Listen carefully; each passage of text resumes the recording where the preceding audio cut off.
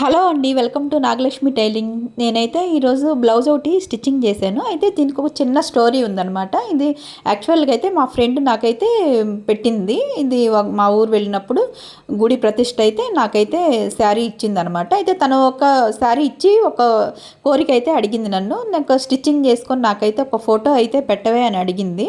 అయితే నాకు పెట్టి కూడా తను 10 మంత్స్ అవుతుంది. తను 10 మంత్స్ అయిన తర్వాత కూడా నాకైతే స్టిచ్చింగ్ చేసుకోవడానికే నాకు కుదరలేదు. నా బట్టలు నాకు స్టిచ్చింగ్ చేసుకోవడానికే కుదరదనమాట. అసలుకి యాక్చువల్గా బయట వాళ్ళ బట్టలు స్టిచ్చింగ్ చేయడమే కుదిరిద్ది. నా అంత ఇంట్రెస్ట్గా కూడా నేను కుట్టుకోను.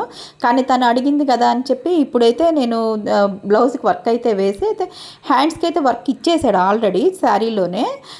నేనైతే నెక్కి అలాగే ఫుల్గా వచ్చింది కదా హ్యాండ్స్కి, నేను అలాగే నెక్కి కూడా వేసి ఇలా అయితే స్టిచ్చింగ్ చేశాను అనమాట.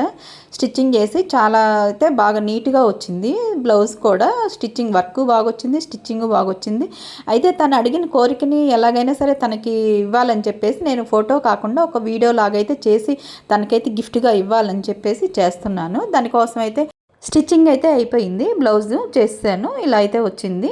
అయితే దీని మీదకి జ్యువెలరీ కూడా తీసుకున్నాండి. దాని మీదకి సరిపడా చెవులు, జోకాలు, నక్లిస్, గాజులు అన్నీ కూడా అయితే సెట్ తీసుకున్నాను అనమాట. కొంచెం మంచిగా అయితే రెడీ అయ్యి తనకైతే వీడియో బాగా పెడదామని చెప్పేసి తీసుకున్నాను. ఇలా అయితే రెడీ అయ్యాను. ఎలా ఉంది చెప్పండి. దానికైతే సర్ప్రైజే, నేను అసలు చెప్పలేదు వీడియో చేస్తున్నానని కూడా, ఎలా చేస్తున్నానని కూడా చెప్పలేదనమాట.